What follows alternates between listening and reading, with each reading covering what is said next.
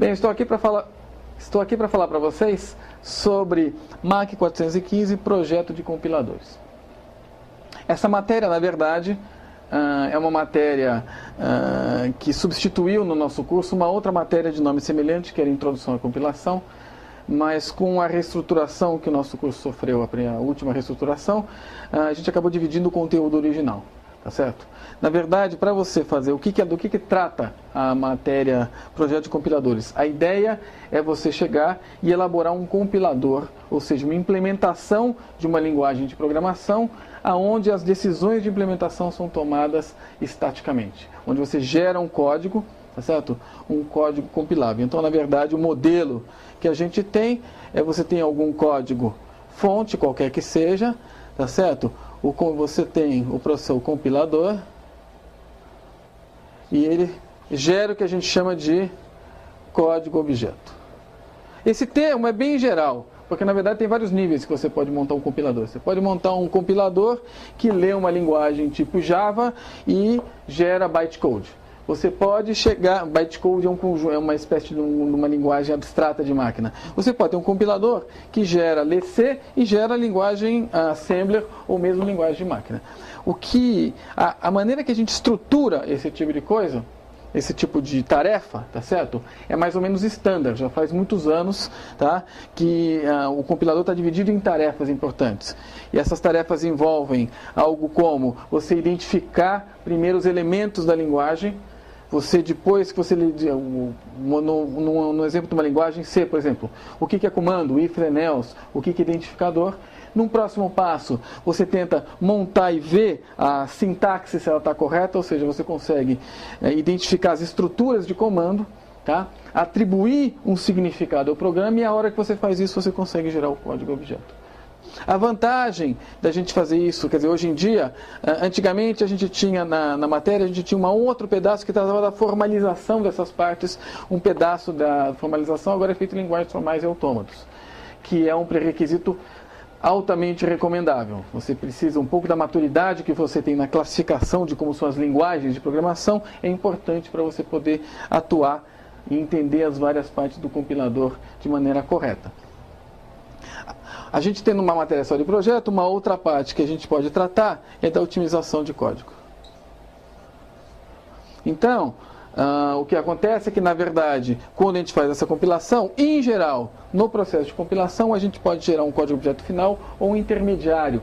E a partir desse código intermediário, a gente procura, de maneira automática, aumentar a eficiência do código final gerado. Um compilador bem otimizado é muitas vezes melhor do que você programar tentando fazer seu código ser eficiente. Tá? Programação eficiente faz diferença quando você tem algoritmos mais eficientes, mas você tentar pequenos truques de programação de linguagem, em geral são menos eficientes do que você fazer isso por compilação.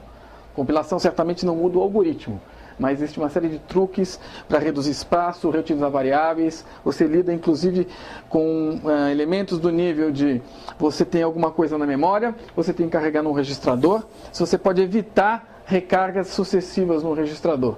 Tá? Esse tipo de coisa faz parte da otimização e aumenta muito a eficiência do código final para o mesmo programa-fonte.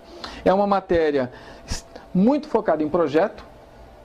O projeto é relativamente grande, a matéria tem um pouco de fama de ser uma matéria extremamente difícil, mas isso é uma certa injustiça porque na verdade vem da matéria antiga, que era, numa matéria só incluía essa matéria mais um pedaço de linguagens formais, tá? E mais um pedaço ainda de implementação de linguagem de programação no geral. Eu acredito que é uma das matérias que dá uma maturidade muito grande para a gente entender linguagens de programação. Porque a hora que a gente vê os problemas de você tanto representar quanto otimizar as coisas, você entende algumas construções sintáticas de, por exemplo, do C, tá? Ou de Java. Então você vê coisas que parecem às vezes idiosincrasias numa linguagem, tá? Tem a ver muito com a implementação. Um exemplo interessante de ver é que, por exemplo, tem linguagem que você pode chegar e colocar, por exemplo, nome variável e colocar o operador mais.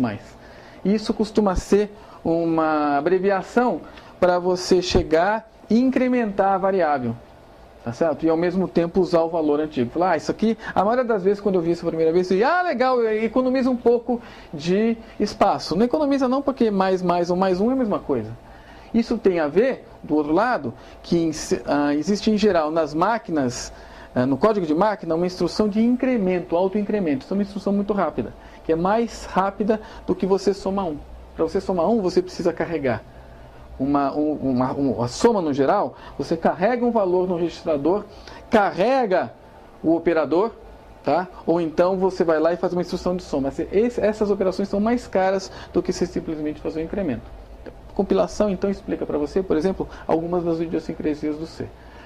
É uma linguagem que eu considero tem uma tríade de linguagem, de coisas, juntamente com o sistema operacional e banco de dados, talvez sejam as grandes, tá, matérias e linguagem de programação que ajudam você a entender o universo da compilação, do dia a dia da compilação, e entender por que programas ficam mais rápidos, não ficam mais rápidos, entender a estrutura de linguagens, tá certo? Então, eu espero que vocês tenham interesse por essa matéria. Para quem fizer, boa sorte, é bastante trabalho, mas acho que é um processo de aprendizado muito rico, onde você vai sair da matéria entendendo muito mais sobre as linguagens de programação, entendendo um pouquinho às vezes porque certas coisas acontecem de certas maneiras, tá, em computação. Então, boa sorte, façam matéria.